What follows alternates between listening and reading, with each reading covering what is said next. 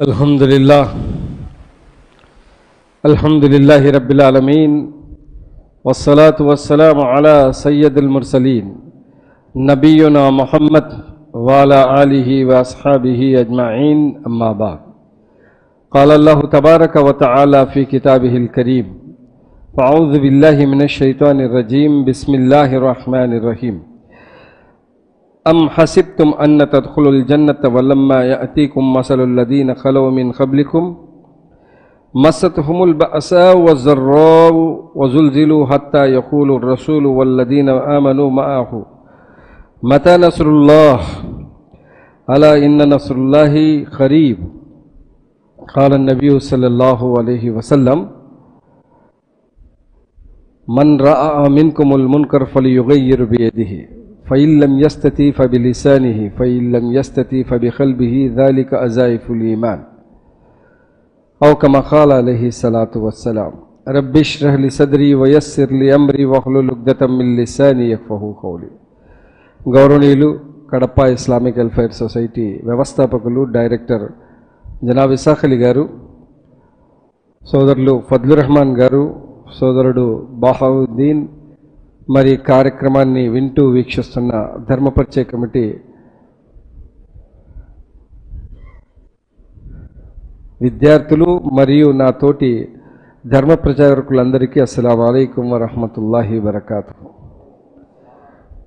సోదరులారా, అల్హమ్దులిల్లా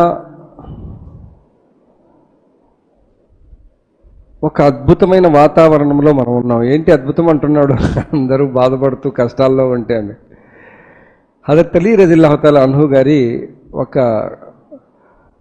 ఆయన చెప్పిన ఒక విషయం ఉంది. అదేంటి అంటే, మీకు ఉపవాసాలు ఎప్పుడు నచ్చుతాయి అంటే తీవ్రమైన ఎండలో చిన్నాలకు తెగే సమయంలో ఉండే తీవ్రతలో అప్పుడు ఆ ఉపవాసాలు నాకు బాగా నచ్చుతాయి అని చెప్పారు. కాబట్టి సోదరులారా, ఏ ఆయత అయితే మీ ముందు చదవబడిందో ప్రస్తుత పరిస్థితులకు అది పూర్తిగా అతుకుతుంది. సూర బఖరా 2వ అధ్యాయం 214వ ఆయత. ఇందులో అల్లాహ్ సుబ్హానహు వ తఆలా ఏమంటున్నాడు అంటే, అమ్ హసిబ్తుమ్ అన్న యద్ఖులుల్ జన్నత వలమ్మా యఅతీకుం మసలుల్ లదీన ఖలౌ మిన్ ఖబ్లికుం, మీరు ఇలాగే స్వర్గంలో వెళ్ళిపోతామని అనుకుంటున్నారా? మీ పూర్వీకులు వెళ్ళిపోయారు, మీరు వెళ్తారని అనుకుంటున్నారా? మస్సతహుముల్ బఅసాउ వज़्ज़र्राउ వజుల్జిలు హత్తా యఖూలుర్ రసూలు వల్లదీన ఆమనూ మఅహు, వారు అనేక దుర్వస్థకు వచ్చేశారు. భయంకరమైన దుర్వస్థ వారి మీద ఆవరించింది. రోగబాధలు ఆవరించాయి, సమస్యలు ఆవరించాయి. వారు కుదిపివేయబడ్డారు. ఆ సమయంలో వారు ఏమన్నారు అంటే, అల్లాహ్ ప్రవక్త మరియు వారి సహచరులు మాకు అల్లాహ్ సహాయం ఎప్పుడు వస్తుంది అన్నారు. దాని తర్వాత అల్లాహ్ అంటున్నాడు, అలా ఇన్న నస్రుల్లాహి ఖరీబ్, నిస్సందేహంగా మీకు సమీపంలోనే అల్లాహ్ సహాయం అందుతుంది అన్నాడు. అల్హమ్దులిల్లా, ఇది ప్రతి ప్రవక్త కాలంలో జరిగింది, ప్రవక్తల అనుచరులపై జరిగింది. హజరత్ మూసా అలైహిస్సలాం ఆయన అనుచరులపై కూడా జరిగింది. చివరికి సముద్రం దగ్గరికి రావడం, ఏంటి మూసా తెచ్చి సముద్రంలో ముంచుతావా అని అడగడం, ఆ తర్వాత అల్లాహ్ ఆజ్ఞతో సముద్రం చేరడం, ఆ తర్వాత వీళ్ళు దాటడం. అలాగే హవారియులను కూడా హతసాక్షులుగా చంపడం, ఇవన్నీ కూడా మనం చూస్తాం. స్వయం ముహమ్మద్ సల్లల్లాహు అలైహి వసల్లం అనుచరులను కూడా విపరీతమైన యాతనలకు గురి చేయడం చూద్దాం. షీబీ అబీ తాలిబ్ విషయం మీకు అందరికీ తెలిసిందే. 2 సంవత్సరాల కాలం పాటు మొత్తం విశ్వాసులు వెలివేయబడ్డారు. వారితో వ్యాపార వ్యవహారాలు లేవు, వారికి ఆహారం లేదు, వారికి ఏ విధమైన సహాయ సహకారాలు లేవు. ఆ మొత్తం అబూ తాలిబ్ కుటుంబం ఏదైతే ఉందో తీవ్రంగా వెలివేయబడి, వాళ్ళల్లో కొద్దిమంది ఆకలి బాధలు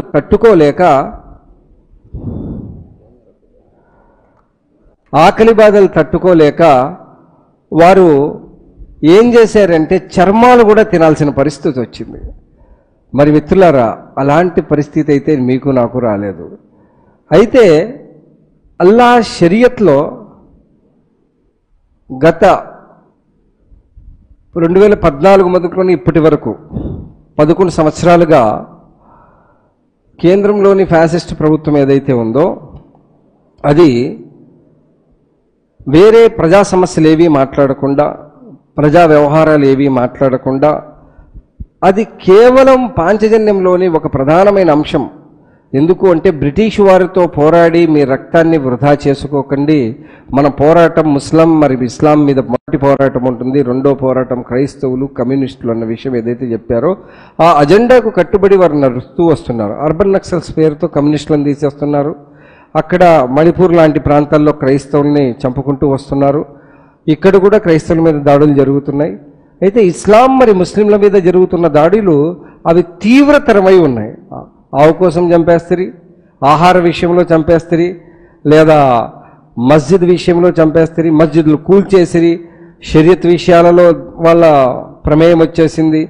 చివరికి వక్ఫ్ అన్నది షరియత్ సంబంధించిన అంశం అన్నది తెలిసి కూడా దాంట్లో తలదూర్చి రాజ్యాంగ విరుద్ధమైన అదేదో మేము ముస్లింలకు మేలు చేస్తున్నామని చెప్పేసి మొత్తం 240 మంది ఎంపీలు కలిగిన దాంట్లో కనీసం ఒక ముస్లిం ఎంపీ లేని ఆ పార్టీ, అలాగే ప్రతి వ్యవహారంలోనూ ముస్లింల మీద ఏడ్చే పార్టీ, షంబల్ ప్రాంతంలో కనీసం శుక్రవారం నమాజానికి ఒకవేళ మస్జిద్ల నుండి రోడ్డు మీద చదివితే మీ పాస్పోర్ట్లు మీ లైసెన్సులు రద్దు చేస్తామన్న పార్టీ, మస్జిద్ల మీద మీ ఇంటి పైకప్పుల మీద నమాజ్ చదివినా మీ మీద కేసులు పెడతామన్న పార్టీ ఎక్కడికి వచ్చింది అంటే, ఏ స్థలాలైతే మన పూర్వీకులు మన కోసం మన భావితరాల కోసం మస్జిద్ల నిర్వహణ కోసం, మద్రసాల నిర్వహణ కోసం, ఖాన్ఖాల నిర్వహణ కోసం, అలాగే దర్గాల నిర్వహణ కోసం, మరి శ్మశాన వాటికల నిర్వహణ కోసం ఏవైతే పెట్టారో దాని మీద జరిగిన దాడి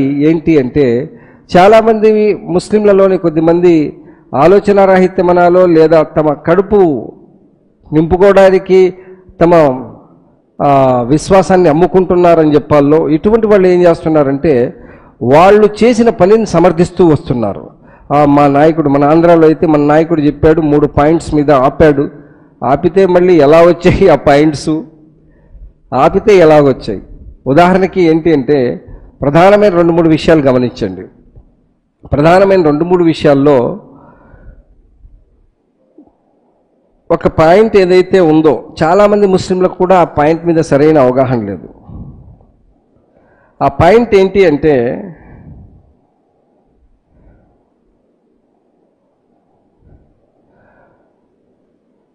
ముస్లిమేతరులు వక్ఫ్ బోర్డులో ఉండడం, ఇది ప్రధానమైన పాయింట్. వాస్తవానికి ఇది ప్రభుత్వ రంగ సంస్థ కాదు, ఇందులో ముస్లిమేతరులు ఉండడానికి. ఇది ఇస్లాంలోని ఒక షరియత్ సంబంధించిన అంశము. ఇందులో ఆది నుంచి ముస్లిం నాయకులు, ముస్లిం పండితులు, ధర్మజ్ఞానం కలిగిన న్యాయవాదులు, వాళ్ళ ముందు ఒక సిట్టింగ్ జడ్జి, ఇలాంటి వ్యవహారంతో వక్ఫ్ బోర్డు నడుస్తూ వస్తుంది. ఇప్పుడు అందులో 11 మంది సభ్యులను ప్రకటిస్తే కుదింపజేసి 21 మందికి పైగా ఉన్నారు. 12 మంది సభ్యులు ముందు ఉండేవారు, ఇప్పుడు దాంట్లో 11 మంది సభ్యుల్ని తీసుకొచ్చారు.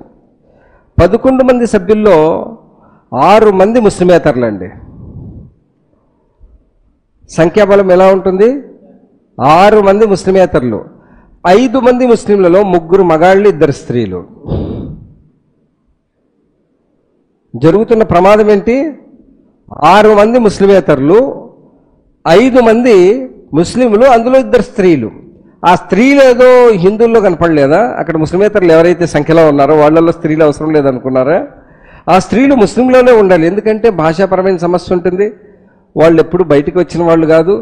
దబాయించి ఏదైనా ఒక స్థలాన్ని ఇది వక్ఫ్ బోర్డు స్థలం కాదని కానీ, లేదా ఒక స్థలాన్ని అమ్మడానికి కానీ, ఒక స్థలాన్ని లీజుకి ఇచ్చేయడానికి కానీ జరిగే ప్రమాదకరమైన పరిణామంలో ఈ 6 మంది ఓటింగ్తో ఈ 5 మందిని దెబ్బతీసి గెలిచే విధానానికి ఇది నిపుణాది. ఇది చట్టబద్ధమా, రాజ్యాంగబద్ధమా? దీన్ని ఎలా అంగీకరించగలరు ఎవరైనా?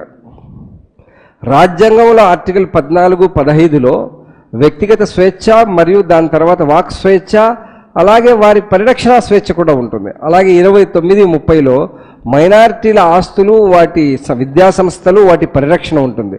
ఆర్టికల్ 25లో మత స్వేచ్ఛ ఏదైతే ఉందో దాన్ని పూర్తిగా తొక్కేస్తూ ఒక మతానికి సంబంధించిన అంశం మీద ప్రభుత్వం ప్రమేయం చూపిస్తూ, ప్రభుత్వ ప్రమేయం అన్నది వారి వ్యక్తిగత మత స్వేచ్ఛలోకి రావడం అన్నది ప్రమాదకరమైన విషయం. మరి ఈ విషయాన్ని చూస్తూ రేపు ఊరికే కూర్చున్నారనుకోండి, జరిగేది ఏంటంటే, ఉదాహరణకి ఇప్పుడే ఆంధ్రప్రదేశ్లో ఒక విషయం జరుగుతుంది. ఒక 300 ఎకరాల స్థలాన్ని గతంలో వైసీపీ ప్రభుత్వం చివరంగంలో అదానికి ఒక 300 ఎకరాలు ఇచ్చింది వక్ఫ్ బోర్డు తరఫున. ఇప్పుడు వీళ్ళు కూడా ముస్లింల అభివృద్ధి కోసం ఎవరికో 300 ఎకరాలు ఇచ్చేస్తున్నారు. ఆలోచించవలసిన విషయం అంటే, ఎవరైనా ఒక వ్యక్తి ప్రస్తుతం ఉన్న చట్టం 20 సంవత్సరాల పాటు వాడు దాని మీద హక్కు కలిగి ఉండి, రేపు ఈ లీజ్ తీసుకున్నవాడు నేనే హక్కుదారుని చెప్పి కోర్టుకు వెళ్తే, ఆ 20 సంవత్సరాల అతని సమయం గడిచిన తర్వాత ఆ ఆస్తి అతనికే చెందుతుంది, కానీ వక్ఫ్కు రాదు. అలాగే ఏదైనా ఒక వక్ఫ్ బోర్డు ఆస్తి గతంలో సర్వే నిర్వహించాలన్నప్పుడు ఏంటి పరిస్థితి అంటే, వక్ఫ్కు సంబంధించి ఒక కమిషనర్ ఉంటాడు. ఆ కమిషనర్ ఆధ్వర్యంలో వక్ఫ్ సర్వే జరుగుతుంది. ఆ వక్ఫ్ సర్వేని పూర్తిగా కలెక్టర్ ఆధీనానికి ఇచ్చేశారు. ఎవ్వరూ కూడా సర్వే చేయలేరు, కలెక్టర్ ఏది చెప్తే అదే. అది మనం రకీబ్ షావులి దర్గా విషయంలో మన గత ప్రభుత్వం ఏం తక్కువ తినలేదు, అది చట్టాలు లేనప్పుడే ఆ పని చేసి చూపించింది. ఇంక చట్టం వస్తే పరిస్థితి ఏంటి ఆలోచించండి. చట్టం వస్తే పరిస్థితి ఏంటి? చట్టానికి ముందే ఇటువంటి పనులు జరిగాయి, ఇంకా చట్టం వస్తే పరిస్థితి ఏంటి?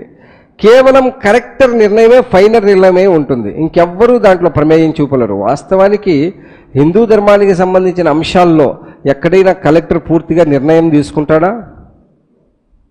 తీసుకోగలడా? బోర్డు ఉంటుంది, చైర్మన్ ఉన్నాడు, దాంట్లో వాళ్ళకి సంబంధించిన వాళ్ళు ఉన్నారు, అలాగే అందులో మళ్ళీ కింద పనిచేసే స్టాఫ్ ఉన్నారు, వీళ్ళందరూ ఉన్నారు. వాళ్ళందరూ చూసిన తర్వాత ప్రభుత్వం దాన్ని పరిశీలిస్తుంది. వాస్తవానికి ఆంధ్రప్రదేశ్లో ప్రభుత్వం ఏర్పాటైన కొద్ది రోజుల్లోనే ఒక చట్టం తీసుకొచ్చారు. అదేంటి అంటే, ఎవరైతే హిందూ దేవాలయాలు, ట్రస్టులు వాటికి సంబంధించినవి ఉన్నాయో అందులో ఉద్యోగులుగా ముస్లిమేతరులు ఉండరాదు, హిందూయేతరులు ఉండరాదు. హిందూయేతరులు ఎక్కడ దాకా ఉండరాదు అంటే, కనీసం టాయిలెట్లు క్లీన్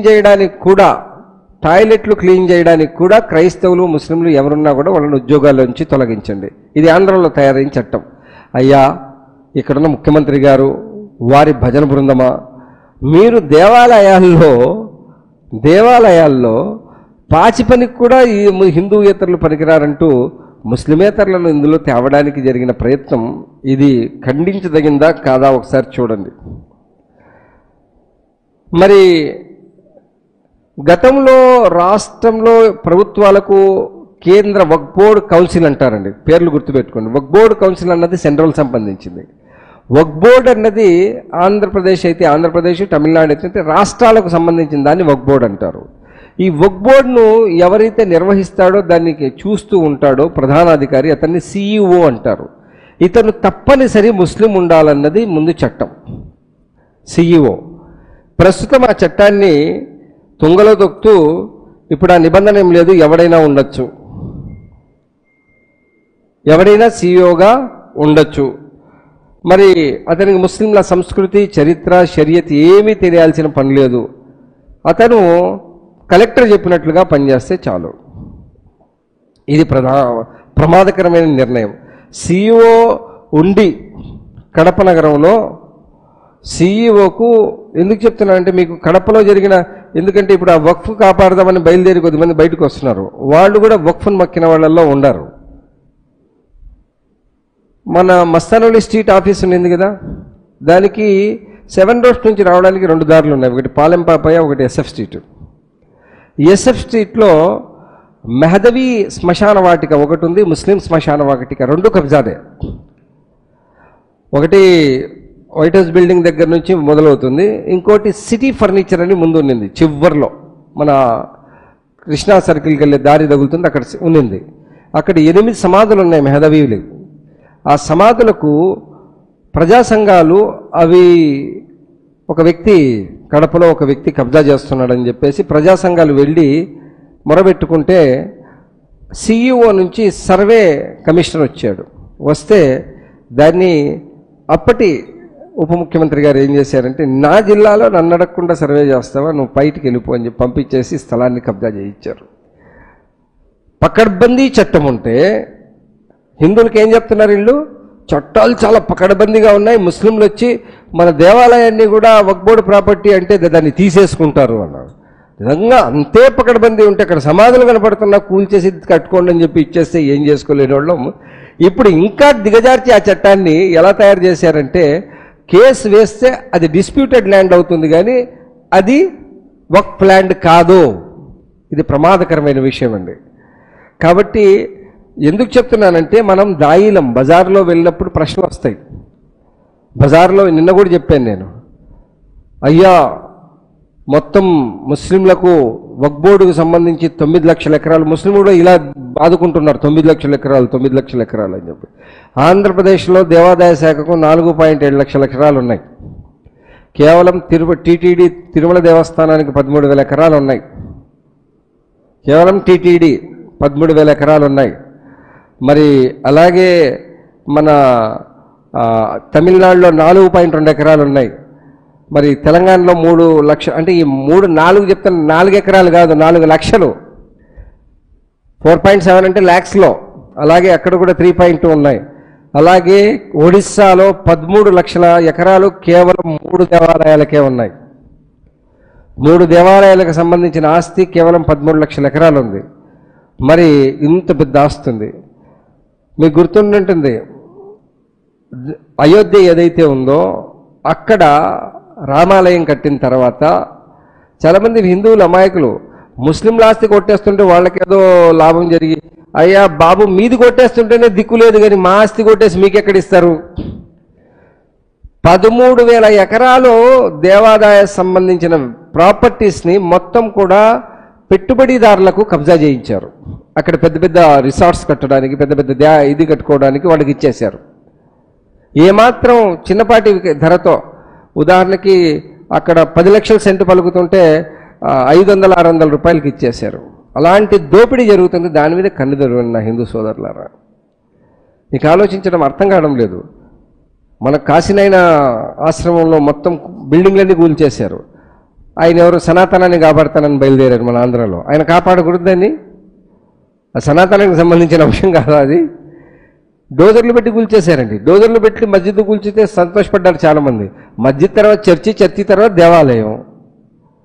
ఎందుకు అంటే ఆర్ఎస్ఎస్ అజెండా ఏంటంటే ధన కేంద్రీకరణ విధానం ఉంది వాళ్ళ దగ్గర. ధన కేంద్రీకరణ విధానం అంటే ఏంటి అంటే, ధనమంతా కొద్దిమంది ధనవంతుల దగ్గరే ఉండాలి, మిగతా వాళ్ళందరూ బానిసలుగా ఉండాలి. వాళ్ళు ఏ మతమైనా స్వయం వాళ్ళ మతంలో బానిసత్వ వ్యవస్థ, శూద్ర వ్యవస్థను తేవాలి అంటే ప్రజలు భిక్షగాళ్ళలా మారాలి. ఆ వ్యవస్థ తేవడానికి ధనాన్నంతా కొద్దిమంది దగ్గరికి తీసుకెళ్తారు. దాన్ని మనం క్యాపిటలిస్ట్ వ్యవస్థ అది ఇది అని ఇంగ్లీష్లో పిలుచుకుంటాం. వాస్తవానికి ఆర్ఎస్ఎస్ అజెండా వ్యవస్థ అది. కాబట్టి ఆ ధన కేంద్రీకరణ వ్యవస్థలో అన్ని ఆస్తులు పోతాయి. వాళ్ళు చేసేది ఏంటంటే ముస్లింలను బూచిగా చూపిస్తూ మిగతాయన్నీ చెప్పకుండా చేసుకుంటూ వెళ్ళిపోతారు. మరి ఎవరైనా ఒక వ్యక్తి వక్ఫ్, ఎందుకంటే ప్రవక్త ముహమ్మద్ సల్లల్లాహు అలైహి వసల్లం కాలంలో మీరు గూగుల్లో వెళ్ళి కూడా చూడొచ్చు, మొట్టమొదటి వక్ఫ్ ఇచ్చిన వ్యక్తి యూదుడు, ముస్లిం కాదు. ముక్కయ్యిరిన్ అని ఉంటాడు. ఆ వ్యక్తి వచ్చి ప్రవక్త సల్లల్లాహు అలైహి వసల్లం వారికి చెప్పుకుంటాడు, ఓ ప్రవక్త, నేను నా దగ్గర చాలా ఇవి మన ఖర్జూరపు తోటలు ఉన్నాయి, నేను దాన్ని ఏం చేయాలి, మీరు నాకు సలహా ఇస్తే చెప్తానంటే, ప్రజా సంక్షేమానికి అవసరం పడేలా వక్ఫ్ చేయని చెప్పి ప్రవక్త నోట వినబడ్డ మొట్టమొదటి పదం అది. ఆ తర్వాత వక్ఫ్ అన్నది ఉమర్ రజియల్లాహు తఆలా అన్హుకు మిగతా వాళ్ళకు కూడా చెప్పినట్లు కనపడుతుంది ముస్లిం సమాజానికి. కాబట్టి ఈ వక్ఫ్ అన్నది ఒక ముస్లిమేతరుడు ఇచ్చాడు అక్కడ. అలాగే మనం కూర్చుని కూడా ఎన్జిఓస్ ఇచ్చారు. ఆ బోర్డులో చూడండి అందరూ ముస్లిమేతరులే ఉన్నారు. అలాగే చాలా చోట్ల మేము బ్రాహ్మణపల్లిలో ఒక మస్జిద్ కట్టాం పులివెందలలో. అది ఒక రెడ్డి ఇచ్చాడు. అయ్యా ఏందే మస్జిద్ లేకుండా బతుకుతారు మీరు, సాయిబులు అని చెప్పుకుంటారు, మీకు ఏమీ లేదు, ఇక్కడ జెండా చెట్టు ఉంది కానీ మీకు మస్జిద్ లేదు, మస్జిద్ అవసరం ఉందని చెప్పి ఒక రెడ్డి గారు ఇచ్చారు. ఇప్పుడు ఆ రెడ్డి అలా ఇవ్వాలంటే ఏం చేయాలంటే ఇస్లాం స్వీకరించాలి. ప్రస్తుతం బీజేపీ పెట్టిన కండిషన్ ఏంటంటే, ఒక వ్యక్తి ఎవరైనా ముస్లిం సమాజానికి ఏదైనా వక్ఫ్ చేయాలనుకుంటే అది మస్జిద్కు కానీ దర్గాకు కానీ లేదా శ్మశాన వాటికి కానీ ఎవరైనా దాన్ని వక్ఫ్ చేయాలి అంటే అతను ఏం చేయాలి అంటే అతను ముందు ముస్లింగా మారి 5 సంవత్సరాల పాటు గడ్డం టోపీ పెట్టుకొని తిరగాలి. ఇది మళ్ళీ మీరు మామూలు ముస్లిం కూడా ఇవ్వలేడు, ప్రాక్టీసింగ్ ముస్లిం కాదంటే. గడ్డం లేని ముస్లిం కూడా ఇవ్వలేడు కండిషన్లో. మీరు గమనించండి, ప్రమాదకరమైన కండిషన్. గడ్డము టోపీ పెట్టుకొని ప్రాక్టీసింగ్ ముస్లింగా 5 ఏళ్ళు గడిస్తే అతనే వక్ఫ్ చేయడానికి ఖచ్చితంగా ముస్లిం అయినప్పుడు వక్ఫ్ నిర్వహణకు ముస్లిమేతరులు ఎలా పనికొస్తారా వెధవా అని అడిగేవాళ్ళు లేరు. వక్ఫ్ చేయడానికి ముస్లింలే అన్నావు, సరే అంగీకరిద్దాం. ఔరంగజేబు కామాక్షి టెంపుల్కి ఇచ్చాడు, వారణాసి బెనారస్ టెంపుల్కి ఇచ్చాడు, ముస్లిం ఇచ్చాడు, వెనక్కి ఇచ్చేస్తారా ఏంటి? వెనక్కి ఇస్తారా మాకు? కడపలో రామకృష్ణ మఠం, అది మీరు చెన్నూరు బస్ స్టాండ్ అంటారు, పాతాలకు మాత్రం తెలుస్తుంది. లేదంటే ఇప్పుడు ఫస్ట్ గాంధీ బొమ్మ నుంచి సెకండ్ గాంధీ బొమ్మకి వెళ్తామా, అక్కడ రామకృష్ణ మఠం అని ఉంటుంది. అది ఎవరు ఇచ్చారు తెలుసా? మంజు మియా అని చెప్పేసి ఒక సూఫీ సంత్ ఇచ్చాడు, ఆయన వస్తుంది. ఆయన రామకృష్ణ మఠ పీఠాధిపతులు చెన్నై నుంచి ఇటు ముంబైకి ప్రయాణం అయితే ఆయన చెన్నై నుంచి ప్రయాణమై వస్తూ రామకృష్ణ సిద్ధాంతం ఏంటంటే అతను మత సామరస్య సిద్ధాంతం. ఆయన ఒకరోజు ముస్లింగా ఉంటాడు, ఒకరోజు క్రైస్తవుడిగా ఉంటాడు, ఒకరోజు సిక్కుగా ఉంటాడు. ఆయన సిద్ధాంతం, దాన్ని మనం ఏం కాదనిలేం. అన్ని మతాల్ని మమేకం చేయాలన్న ఆలోచన. మరి ఆ సిద్ధాంతం నీవు ఈయనేంటంటే ఇక్కడ మత సామరస్యం చెందకూడదని చెప్పేసి తన ఆస్తిని వక్ఫ్ చేసాడు. వాళ్ళకి వెనక్కిస్తారా మాకు? టౌన్ మధ్యలో ఉంది, కోట్ల రూపాయల ఆస్తి ఇవ్వరు కదా. కనీసం ముందు రామకృష్ణ మఠం వాళ్ళు ముందు ఖురాన్ దర్శకు పర్మిషన్ ఇచ్చేవాళ్ళు. మన ఇసాక్ సాబ్ వెళ్ళి దర్శించేవారు. ఇప్పుడు మనల్ని పిలవడం కూడా లేదు ఇక్కడికి. ఆయన మత సామరస్యం కోసం అన్ని మతాల కార్యక్రమాలు జరగాలన్న ఉద్దేశంతో ఇచ్చే ఆయన ఇప్పుడు కేవలం హిందూ మత కార్యక్రమాలే జరుగుతున్నాయి. ఒకసారి మేమిద్దరం వెళ్ళి అడిగాము, అది మా మద్రాస్ నుంచి మాకు రావాలి అన్నారు. ముందు ఉన్నింది కదండి అంటే దానికి ఏం సంబంధం లేదన్నారు. అయినా మేము పట్టించుకోవడం లేదు, పెద్ద ఆయన ఇచ్చాడు, దాని మీద మా చర్చ లేదని. అలాగే ఈరోజు ఎవరైనా వక్ఫ్ని ఇవ్వాలంటే, ఉదాహరణకి ఇస్లామీయ వ్యవస్థలో వక్ఫ్ ఏంటి అంటే చాలా వ్యవహారాల్లో ఇస్తారండి. మస్జిద్కి ఇస్తారు, మద్రసాలకు ఇస్తారు, దర్గాలకు దర్గాలకు ఇస్తారు, శ్మశాన వాటికలకు ఇస్తారు, సేవా కార్యక్రమాలకు కూడా ఇస్తారు, అనాథ శరణాలయాలకు ఇస్తారు, ముసాఫిర్ ఖానా అంటే గెస్ట్ హౌస్లు అంటారు చూడండి. ఎవరైనా ప్రయాణికులు దాన్ని బాటసార్లు బస తీరడానికి ఉంటాయి, అటువంటి ప్లేసెస్ ఇవన్నీ కూడా ఆ కాలంలో ఇచ్చేవారు. ఖురాన్లోనే ఆజ్ఞ ఉంది కదా, మీరు బాటసార్లకు కూడా సహాయం చేయండి. ఇవన్నీ దృష్టిలో పెట్టుకొని ఇవన్నీ ఆ కాలంలో వక్ఫ్లో ఉంచారు. మరి వక్ఫ్లో ఉంచిన ఈ వ్యవహారం ఏదైతే ఉందో ఇందులో వక్ఫ్ చేయడానికి ఎవరైనా ముందుకొచ్చి ఒక కుటుంబానికి కూడా వక్ఫ్ చేయొచ్చు. ప్రవక్త సల్లల్లాహు అలైహి వసల్లం వారు అబ్దుర్రహ్మాన్ బిన్ ఔఫ్ రజియల్లాహు తఆలా అన్హు వచ్చి అడుగుతారు, అయ్యా నా దగ్గర 700 చెట్లు ఉన్నాయి, నేను ఖర్జూరపు తొట్లు, దాన్ని నేనేం చేయాలి అంటే నా మరణం తర్వాత నా కుటుంబీకుల కోసం వక్ఫ్ చేయన్నారు. సతీమణుల నిర్వహణ కోసం వక్ఫ్ చేశారండి. ఇప్పుడు దర్గాల దగ్గర ఉన్న దాని మీద చర్చలు జరుగుతాయి. కొద్దిమంది మాట్లాడతారు, ఫలానా దర్గా ఆయన దగ్గర ఇంత ఆస్తి ఉంది, ఫలానా దర్గా ఆయన కుటుంబానికి ఇచ్చిన ఆస్తి మీద మాట్లాడడానికి ఎవరికి హక్కు లేదండి. ఫలానా దర్గా ఆయన కుటుంబం జీవించడానికి ఇచ్చిన దానికి మాట్లాడడానికి ఎవరికి హక్కు లేదు. ఏ మద్రసాకి ఇస్తే మాట్లాడడానికి ఎవరికి హక్కు లేదు. వెల్ఫేర్ వర్క్ చేయడానికి పెట్టిన దాని మీద ఎవరు మాట్లాడలేరు. అలాగే ఒక కుటుంబం బతకడానికి ఎవరైనా ఇస్తే ఆ కుటుంబాన్ని అడగడానికి కూడా ఎవరికి లేదు. ఇప్పుడు జరిగింది ఏంటంటే వక్ఫ్ బై యూజర్ తీసేశారు, వక్ఫ్ యాక్ట్ 2 తీసేశారు. వక్ఫ్ బై యూజరు లేదు, వక్ఫ్ లేదు. అసలు వక్ఫ్ బోర్డ్ అన్న పేరే లేదు, పేరే మార్చేశారు. వక్ఫ్ అన్న పేరే తీసేశారు. ఆ వక్ఫ్ అన్న ఇస్లామీ పేరు కనపడకూడదని చేశారు. కాబట్టి ఇటువంటి ప్రమాదకరమైన ఈ పరిణామాలన్నీ కూడా చూస్తూ ఉంటే ఒక వ్యక్తి ఎవరైనా వక్ఫ్ చేయాలనుకోండి, ఉదాహరణకి ఎవరైనా వచ్చి మన కడప ఇస్లామిక్ వెల్ఫేర్ సొసైటీకి ఏదైనా ఇవ్వాలనుకోండి, ఇవ్వలేడు. ఇప్పుడు అతను కలెక్టర్కి తీసుకెళ్ళి ఇవ్వాలా, మీరు తీసుకొని వాళ్ళకి ఇవ్వండి అని ఇవ్వాలా. ఆయన ఇష్టం, వాళ్ళకి ఇస్తాడో ఆయనే పెట్టుకుంటాడో లేదా మోడీకి ఇస్తాడో మరో దానికి ఇస్తాడో, అది ఆయన ఇష్టం. చివరి నిర్ణయం ఆయనదే. ఆలోచించండి సోదరులారా, ఇంత విచ్చలవిడిగా ప్రజాస్వామ్యాన్ని తూట్లు పొడుస్తూ రాజ్యాంగాన్ని తూట్లు పొడుస్తూ ఇస్లామీయ వ్యవస్థపై దాడి జరిగితే ముస్లింగా మీ బాధ్యత ఏంటి? ఒక ముస్లింగా మీ బాధ్యత ఏంటి? ఏం చేయాలి? ఆలోచన ఉండాలిగా. ఆలోచన లేకుండా ఎలాగూ?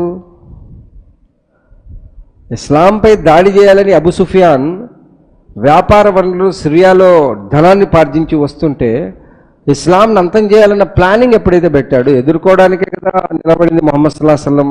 బదర్ యుద్ధం దాని తర్వాతే కదా జరిగింది. మరి ఇంత పెద్ద మీ మీద దాడి జరిగిన తర్వాత మీరు యుద్ధం చేయమని చెప్పడంలా, రాజ్యాంగబద్ధంగా మీరు 19(1)A ప్రకారం నిరసనల పర్వాన్ని మొదలు పెట్టండి. ఆల్ ఇండియా పర్సనల్ లా బోర్డు వాళ్ళు ఇచ్చిన దాని మేరకు నిరసనలు ప్రభుత్వ ప్రాంతాల్లో లేచే ముందు మస్జిద్లలో రిబ్బన్లు కట్టుకొని నిలబడ్డాం. ఏం తీసుకొచ్చారు, వాళ్ళు చేసిన సవరణలు ఏంటి, చట్టంగా దేన్ని తీశారన్న ప్రధానమైన అంశాలు విన్నారు. ప్రధానమైన విషయం ఏంటంటే ముస్లిమేతరులను మీకు వ్యతిరేకంగా రెచ్చగొట్టే అబద్ధపు ప్రచారాల్ని మీరు గమనించాలి.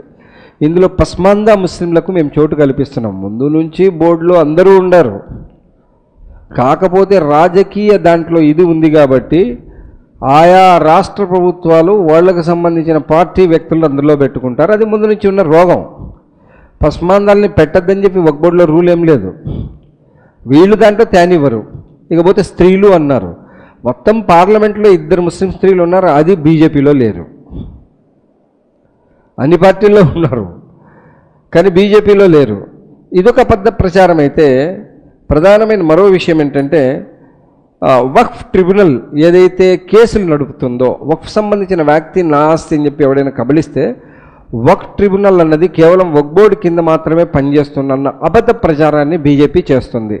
వాస్తవం ఏంటంటే అందులో ఉండేది ప్రభుత్వ సిట్టింగ్ జడ్జు, ముస్లిం జడ్జి ఉండడు. మన ఖాజీ వెళ్ళి ఉండడు, అక్కడ ప్రభుత్వ సిట్టింగ్ జడ్జి ఉంటాడు. అడ్మినిస్ట్రేటివ్ ఆఫీసర్లు కూడా గవర్నమెంట్ వాళ్ళే ఉంటారు. ముస్లిం న్యాయ నిపుణులు వక్ఫ్ ట్రిబ్యునల్కు దీని వక్ఫ్ బోర్డుతో ఏ సంబంధం లేదు. వాళ్ళు బయట నుంచి వచ్చి మాట్లాడతారు. వక్ఫ్ బోర్డులో న్యాయ నిపుణులు ఎవరు ఉండరు. వక్ఫ్ బోర్డులో ఇస్లామిక్ షరియా తెలిసిన న్యాయ నిపుణులు ఉండరు. కేవలం ఒక మౌల్వీని లోపల పెట్టింటారు. ఆయనేం ట్రిబ్యునల్లోకి రాడు, మెంబర్ మాత్రమే, డైరెక్టర్లలో ఒకడే. ట్రిబ్యునల్లో న్యాయ నిపుణులు ఎవరంటే బయట నుంచి వచ్చే లాయర్స్ వస్తారు. మరి ఇటువంటి టైంలో ఈ అబద్ధ ప్రచారాన్ని తిప్పికొడుతూ మీరు చెప్పాలి, ఇది కావాలంటే నేను మీకు వాట్సాప్ చేస్తాను. రెండో అబద్ధ ప్రచారం ఏంటంటే ట్రిబ్యునల్ తీర్పుకి ఎవరు వ్యతిరేకంగా కోర్టుకు వెళ్ళలేరు. చాలా ప్రమాదం. రెచ్చగొట్టినారు హిందువుల్ని. మీ ఆస్తి మీద ట్రిబ్యునల్ తీర్పు ఇచ్చేస్తే అది వక్ఫ్ బోర్డుకి వెళ్ళిపోతుంది, అలా చేసి వాళ్ళు లక్షల ఎకరాలు తీసుకుంటారని చెప్పేసి అబద్ధ ప్రచారం. నిజమేంటి అంటే 1995 ఆర్టికల్ 83(9) ప్రకారం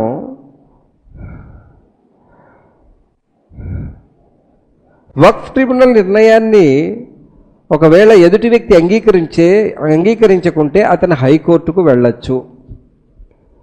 ట్రిబ్యునల్ది ఫైనల్ అంటే ఎలాగూ, ఇప్పుడు మీరు చేసిన తప్పు కలెక్టర్ చేసిన తర్వాత ఎక్కడికి పోలేవు. కలెక్టర్ ఒక జడ్జిమెంట్ ఇచ్చిన తర్వాత నువ్వు ఎక్కడికి పోలేవు. అది కాదు వక్ఫ్ స్థలం అంటే పోలేవు, అది వక్ఫ్ అవునన్నా కాదని అవతల వ్యక్తి వాదించలేడు. అది అప్పుడు కాదు. ట్రిబ్యునల్ ఇచ్చిన జడ్జిమెంట్కు ప్రతిగా మనం హైకోర్టు వెళ్ళొచ్చు, అలాంటి అవకాశం ఉంది. ఇకపోతే వక్ఫ్ బోర్డు ఏ భూమినైనా సొంతం చేసుకుంటుంది, ఇదొక ప్రచారం. వాస్తవం ఏంటంటే అడ్మినిస్ట్రేటివ్ సర్వే జరుగుతుంది, చట్టపరమైన విచారణ జరుగుతుంది. ఆ విచారణలన్నీ చూసిన తర్వాత వక్ఫ్ సంబంధించింది అవునా కాదా అని చెప్పేసి ఆ సర్వే నిర్ణయిస్తుంది. గుడ్డిగా అది మాది అంటే ఇచ్చేయరు. ఆ తర్వాత దాన్ని నిర్ధారించేది ఎవరు? ముస్లిం మౌలానాలు, మదర్సాలు కాదు, గవర్నమెంట్ ఆఫీసర్లు. మరి ఇందులో గవర్నమెంట్ ప్రమేయం లేదని మాట్లాడడం చాలా పెద్ద తప్పు కదా. అలాగే మరో అబద్ధ ప్రచారం నిర్మలా సీతారామన్ నిన్న చేసింది పార్లమెంట్లో. ఆయనతో మాట్లాడుతూ కపిల్ సిబ్బల్తో ఏమందంటే మా హిందూ దేవాలయాల ట్రస్ట్ల ఆదాయం అంతా గవర్నమెంట్ది, అక్కడిది మొత్తం వాళ్ళదే అంది. వాస్తవం ఏంటి? వక్ఫ్ బోర్డులో ఉన్నది గవర్నమెంట్ అడ్మినిస్ట్రేషన్. అది బాడిగలు తీసుకుంటుంది, అది తీసుకొని దాని ద్వారా ప్రభుత్వం మైనారిటీలకు ఇచ్చేవన్నీ కూడా అందులో నుంచే ఇస్తుంది. ఆ డబ్బులు మీలాగే ఎలా తీసుకుంటున్నారో ఇక్కడ అలాగే తీసుకుంటారు. ప్రభుత్వం ఊరికే సర్వీస్ చేయదు, దానికి డబ్బులు తీసుకుంటుంది. అలాగే మరో ప్రధానమైన ఇదేంటంటే వక్ఫ్ బోర్డుకు హిందువుల పట్ల వివక్ష ఉంటుంది అన్నారు. ఇది కూడా ప్రచారంలో ఉంది. వాస్తవానికి మత స్థలాలన్నింటికి కూడా మనకు బోర్డులు ఉన్నట్టు టీటీడీకి కూడా బోర్డు ఉంది, ఉందా లేదా? అలాగే ప్రతి మత సంస్థకు, అది క్రైస్తవులదైనా, సిక్కులదైనా, హిందువులదైనా, ప్రతి మత సంస్థకు ట్రస్ట్ ఉంటుంది. ట్రస్ట్ నిర్వహణ దాంట్లో ఫస్ట్ వచ్చేది ఏదంటే శ్రీ జగన్నాథ్, పూరి జగన్నాథుడు ఉన్నాడు కదా, ఆయనకు సంబంధించిన దేవాలయాల ప్రాపర్టీస్ అన్నింటికి ఒక ట్రస్ట్ ఉంది. కేవలం వక్ఫ్ బోర్డే కాదు, వాళ్లకు ట్రస్టులు ఉన్నాయి. అలాగే వైష్ణవీదేవి ట్రస్ట్ ఉంది, సిక్ ట్రస్ట్ ఉంది, టీటీడీ ట్రస్ట్ ఉంది, అన్నవరం సత్యనారాయణ ట్రస్ట్ ఉంది, విజయవాడ దుర్గమ్మ ట్రస్ట్ ఉంది. అన్ని ట్రస్టులు ఉన్నాయి, ప్రతి దేవాలయానికి ట్రస్ట్ ఉంది. ఇక్కడ వక్ఫ్ బోర్డు అన్నిటికీ కలిపి ఒక ట్రస్ట్ ఉంటే అక్కడ ఎవరికి వాళ్ళకు ఒక ట్రస్ట్ ఉంది. మరి ఇలాంటి ట్రస్ట్ గురుద్వారా కమిటీకి ఉంది. కానీ బీజేపీ ఏం చేస్తుందంటే ప్రజల్ని తప్పు పట్టిస్తూ వక్ఫ్ బోర్డుకు మాత్రమే ఒక స్పెషల్ ఇది ఉంది అన్నారు. అందరికీ ఉంది భారతదేశంలో, చివరికి ఫారెస్ట్ వాళ్లకు ఉంది, రైల్వేస్ వాళ్లకు ఉంది, అందరికీ ఉంది. మరి అలాంటి టైంలో ఈ అబద్ధ ప్రచారాన్ని తిప్పికొట్టడానికి మీ దగ్గర సబ్జెక్ట్ ఉండాలి. ఇక్కడ వక్ఫ్ బోర్డులో ఎవరైనా కేసు వేస్తే కేవలం ముస్లింలకు అనుకూలంగా ట్రిబ్యునల్ జడ్జిమెంట్ ఇస్తుంది అని చెప్పారు. ఎక్కడైనా సాక్ష్యాలు పరిశీలించి జడ్జిమెంట్లు ఇస్తారు. వీడు ముస్లిం వచ్చాడని చెప్పి ఇస్తారా? బాబ్రీ మస్జిద్కి ఇచ్చినట్లు. బాబ్రీ మస్జిద్ జడ్జిమెంట్ ఏంటి? 700 పేజీల జడ్జిమెంట్లో 536 పేజీలు ముస్లింల స్థలం అన్నారు. ముస్లింలు దేవాలయం పడగొట్టలేదు అన్నారు. ఇక్కడ ప్రార్థనలు కూడా స్వాతంత్ర కాలం వరకు జరిగేటివి అన్నారు. 91లో అక్కడ 47 తర్వాత అక్కడ విగ్రహాలు పెట్టారని కూడా చెప్పారు, అది తప్పు అన్నారు. ఆ తర్వాత రామ్ చబుత్రా నిర్మించారన్నది చెప్పారు. ఆ తర్వాత దాన్ని తీసుకెళ్లి మెంబర్ మీద పెట్టారన్నది కూడా చెప్పారు. ఇవన్నీ తప్పులు అన్నారు. బాబ్రీ మస్జిద్ కూల్చివేత కండెమ్ ఆఫ్ గవర్నమెంట్ లా అన్నారు. ఇన్ని చెప్పారు. చెప్పి వాళ్ళు జనసంఖ్య బాగున్నారు కాబట్టి వాళ్ళకి ఇచ్చేస్తామన్నారు. అలాంటిది ట్రిబ్యునల్ చేయదు. కానీ వీళ్ళు ప్రచారం ఏం చేస్తున్నారు? ఇది ముస్లింల వైపే మాట్లాడుతుంది. నేను ఇందాకే చెప్పిన, ట్రిబ్యునల్లో సిట్టింగ్ గవర్నమెంట్ జడ్జి ఉంటాడు, హిందువో క్రైస్తవుడో ఎవరో ఒకరు. మౌలానా వెళ్ళి కూర్చోడు మా స్థలం అని చెప్పి మాట్లాడడానికి, హాజీ వెళ్ళి కూర్చోడు అక్కడ. మరి అలాంటి టైంలో ఇది మత పంచాయతీగా ఉండదు, ట్రిబ్యునల్లో పడ్డాగా న్యాయ పంచాయతీగా ఉంటుంది. దాన్ని మనం చెప్పగలగాలి. అలాగే మరో అబద్ధ ప్రచారం ఏంటి అంటే, ఇందులో ఈ ఆస్తులైతే వక్ఫ్ బోర్డులో ఉంటాయి, కేవలం ముస్లింల లాభ నష్టాల కోసమే ఉపయోగపడతాయి అన్నారు. వక్ఫ్లో హాస్పిటల్స్ ఉన్నాయి, వక్ఫ్లో హాస్పిటల్స్ ఉన్నాయి. మనకు మీకు దగ్గరలో హాస్పిటల్ ఉంది ఒకటి, ఉస్మానియా హాస్పిటల్, అది ఇప్పుడు గవర్నమెంట్ యాక్ట్. ఒకటి మనకు డెలివరీ హాస్పిటల్ ఒకటి ఉంది చూడండి, ముజాహిద్ ఇంటి దగ్గర మెటర్నిటీ హాస్పిటల్ ఉంది, అది వక్ఫ్ హాస్పిటల్. బీబీ క్యాన్సర్ హాస్పిటల్ ఉంది, అది వక్ఫ్ హాస్పిటల్. హైదరాబాద్ విషయం చెప్తున్నా, ఇంకా చాలా చోట్ల ఉన్నాయి. అక్కడ అందరినీ చూస్తారు, కేవలం ముస్లింలకే సేవ చేస్తారు. ఇదో అబద్ధ ప్రచారం. ఇప్పుడు అన్నదానాలు జరుగుతాయి, దర్గాల్లో అన్నదానం జరుగుతుంది, అందరికీ పెడతారు. దేవాలయాల్లో కూడా అందరికీ పెడతారు.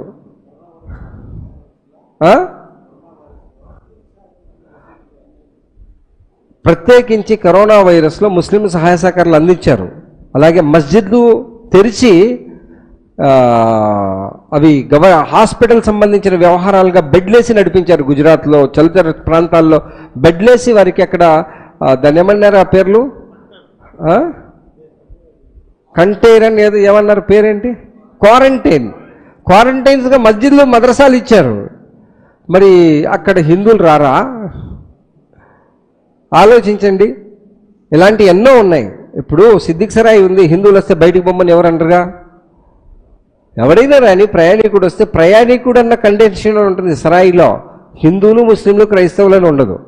మరి అలాంటి టైంలో జరిగే ఈ అబద్ధ ప్రచారాన్ని తిప్పికొట్టడానికి సమాజ సేవ విషయంలో, ఉదాహరణకి సునామీలో ఇల్లు కూలిపోయాయి, కొట్టుకుపోయాయి, 20 ఇండ్లు మన సొసైటీ తరఫున నిర్మించి ఇచ్చాం టెంపరవరీ. మతం కాదు, ఎవడక్కడ కొట్టుకుపోయినాయో వాళ్ళకి చేసి ఇచ్చాం. అవన్నీ ఎక్కడివి? అవన్నీ కూడా కొద్దిమంది వక్ఫ్ చేసిన ధనాన్నే కదా మేము తీసుకెళ్ళింది. మరి అలాంటి టైంలో ఎలాంటి ఆరోపణలు చేస్తున్నారు వీళ్ళు? ఎందుకు మోసపోతున్నారు హిందూ సోదరులు? దాంతోపాటు మూర్ఖపు కొద్దిమంది వాళ్ళ మాటలు కాదు, వాళ్ళ పబ్బం గడుపుకోవడానికి ఆ పార్టీల్లో ఉన్న వాళ్ళు ఇలాంటి మాటలు మాట్లాడడం చాలా ప్రమాదకరమైన విషయం. అల్లాహ్ పట్టు నుండి ఎవరు కాపాడలేరు ఇటువంటి వ్యక్తుల్ని. ప్రభుత్వ భూముల్ని కూడా కబ్జా చేస్తుంది అన్నారు. మరి సమాజ హితం కోసం దానం చేసేవారు తెలిసిన ఆస్తులు ప్రభుత్వం మరి పరిపాలన నిర్ధారణ తర్వాతే తెలిపిన విధంగా ప్రకటిస్తారు. ఉదాహరణకి కడపను ఎవరు పరిపాలించారు చెప్పండి? నేక్నామ్ ఖాన్, హలీం ఖాన్ అనే నవాబులు వీళ్ళు పరిపాలించారు. మన కడప గర్ల్స్ కాలేజీ పక్కన కళాక్షేత్రం, ఆ పక్కన బిఎస్ఎన్ఎల్, వెనకల పోలీస్ జువైనల్ హాల్, చిన్నపిల్లల జైలు, ఇవన్నీ ఎవరివి? నవాబిగేగా. ఎవరు నడుపుతున్నారు? ప్రభుత్వం నడుపుతుంది. ప్రభుత్వం తనకు అవసరమైన విధమైన ప్రాపర్టీస్ని తీసుకొని ఉంది, ఇప్పటికీ ఉంది. అలాగే హైదరాబాద్లో మ్యూజియం ఉంది, ఎవరి కంట్రోల్లో ఉంది? ముస్లింల కంట్రోల్లో ఉందా? దాని ఆదాయం గవర్నమెంట్ పోతుంది. తాజ్మహల్ ఉంది, ఎవరి కంట్రోల్లో ఉంది? గవర్నమెంట్ కంట్రోల్లో ఉంది. చార్మినార్ ఉంది, మస్జిద్ ఉంది దాంట్లో లోపల. చార్మినార్లో మస్జిద్ ఉంది, తాజ్మహల్లోనూ మస్జిద్ ఉంది పక్కన. కానీ కంట్రోల్ ఎవరిది ఉంది? గవర్నమెంట్ ఉంది. అక్కడ ముస్లింలది లేదు కంట్రోలు. అలాంటి జామా మస్జిద్, దాని నిర్వహణ అంతా గవర్నమెంటే ఉంది. మరి ఇవన్నీ కూడా గవర్నమెంటే తీసుకుంటూ ఆదాయాలు. కడపలో మన యాకుబ్ మస్జిద్ ఆదాయం అంతా గవర్నమెంట్ తీసుకుంటుంది. తీసుకుంటూ ఏమని మాట్లాడుతుంది? ఇది వాళ్లకు చెందింది అని చెప్పి మాట్లాడుతుంది. అలాగే ఇప్పుడు అబద్ధాల ప్రచారంలో ఏంటి అంటే మత ధృవీకరణ చేయాలని బీజేపీ అనుకుంటుంది. వాస్తవం ఏంటంటే సమాజ సేవలో స్వచ్ఛంద సంస్థలు చేస్తున్న సేవలు కానివ్వండి, వక్ఫ్ బోర్డు ఇతర ట్రస్టులు చేస్తున్న సేవలు కానివ్వండి, ఇవి కేవలం ప్రజాసేవలే చేస్తాయి కానీ మత సంబంధిత సేవలు చేయవు. రంజాన్లో వాస్తవానికి ఉపవాసం ఉన్న వాళ్ళకి రేషన్ పంచాలి. Rihaf foundation, Kadapa Islamic welfare society 400 మందికి ఇవి పంచాయి. పంచినప్పుడు అందులో 30% ముస్లిమేతరులకు ఇచ్చాయి. మరి అలాంటప్పుడు మీరు ఎలా చెప్తారు వీళ్ళు సేవ చేస్తా అంటే వాళ్ళకే ఇస్తారు వీళ్ళకే ఇస్తారని చెప్పేసి? మరి మిత్రులారా, ఇలాంటివి అనేకం చెప్తూ వీళ్ళు పబ్బం గడుపుకోవడానికి చేస్తున్న ఈ ప్రయత్నాన్ని మనం వమ్ము చేయాలి. దానికి ఎవరు నిలబడగలరంటే అల్లాహ్ ఒక్కడే అని చెప్పి ధైర్యంగా చెప్పగలిగిన వాడు ఎవరి ముందైనా వాడే ఈ కరెక్ట్ అని చెప్పగలడు. కానీ అల్లాహ్ ముస్లింలకు మాత్రమే పరిమితమైనవాడు అని చెప్పి ప్రచారం చేసుకునేవాడు దీంట్లో నిలబడలేడు. కాబట్టి ఈ విషయాల మీద మరింత అవగాహన కలిగించడానికి ఎప్పుడైనా మనం పర్సనల్గా మీ ఊళ్ళల్లో మీరు కనుక కార్యక్రమాలు ఏర్పాటు చేస్తే, మోటివేషన్ ప్రోగ్రామ్స్ పెట్టి అక్కడ చేస్తూ ప్రజా ఉద్యమాన్ని ఉధృతం చేస్తూ ఈ ఉద్యమాల ద్వారా మనం వారిపై ఖచ్చితంగా పోరాడుకుంటే మటుకు రేపు మీరు నమాజ్ చేసుకోవాలంటే కలెక్టర్ సర్టిఫికేట్ అడుగుతారు. రేపు మీ శవాన్ని, ఉత్తరప్రదేశ్లో ఇప్పుడు జరిగింది, ఒక శవం జరిగితే పూడ్చనివ్వలేదు రాజస్థాన్లో షారి. ఉత్తరప్రదేశ్లో ఒక మద్రసా మీదకి వెళ్ళారు, డాక్యుమెంట్స్ తెంగి అని చెప్పి కలెక్టర్ ఆమె మురుమురు సీలు కూడా వేయలేదు రాష్ట్రపతి. అప్పుడే ఒకడు పోయి ఆడు నిలబడినాడు డాక్యుమెంట్స్ తెమ్మని చెప్పి, అక్కడ శవాన్ని పూడ్చనివ్వలేదు. మరి ఇలాంటి తరుణం మీకు వచ్చిందంటే ఏమవుతుంది? మీ కుటుంబంలో ఎవరైనా చనిపోయినాడు, మీరు యాకుబ్ మస్జిద్కు తెచ్చినారు, కలెక్టర్ పర్మిషన్ తీసుకురాపో అన్నారు, ఏం చేస్తారు? అలాగే నమాజ్ చేసుకోవడానికి మీరు వచ్చారు, ఈరోజు నమాజ్ చేయకూడదు కలెక్టర్ గారు చెప్పారంటారు, మీరేం చేస్తారు? మీ మద్రసాలన్నీ మూసేయాలి, కలెక్టర్ గారికి నచ్చలేదంటారు, మీరేం చేస్తారు? అలాంటప్పుడు మీ ఉనికే ప్రమాదంలో పడ్డప్పుడు మీరేం చేయాలి? ఇప్పుడు భారతదేశంలో బ్రిటిష్పై పోరాటం జరిగింది ఎప్పుడు? ఉనికి ప్రమాదంలో పడిపోయింది. చంపడం, చేతిలో బైబిల్ పెట్టడం ఎప్పుడైతే జరిగిందో, ఆ ప్రమాదం ఎప్పుడైతే పడిందో ఆ ప్రమాదం అప్పుడు ప్రజా ఉద్యమం మొదలైంది. అంతవరకు రాజరిక యుద్ధాలు జరిగాయి, రాజులు కొట్లాడారు, వాళ్ళు రాజులు వేరేది. కానీ బ్రిటిష్ ఎప్పుడైతే మత యుద్ధాన్ని మొదలుపెట్టిందో అప్పుడు ప్రజా ఉద్యమాలు లేచాయి 1857 తర్వాత. ఈ ప్రజా ఉద్యమాలు లేచిన విధంగా ఇప్పుడు కనుక మీరు లేయకుంటే, ముఫ్తీ అబ్దుల్ అజీజ్ గారి ఫత్వా మేరకు ఆ రోజు చేసిన స్వాతంత్ర సమరం ఈరోజు పర్సనల్ లా బోర్డ్తో అనుబంధ సంస్థలన్నీ కలిపి ఏ వాయిస్ అయితే మీకు ఇస్తున్నాయో దాని మీద మీరు లేయకుంటే మీరు రేపు ముస్లింగా ఉండడానికి కూడా వాళ్ళు నిర్ణయిస్తారు.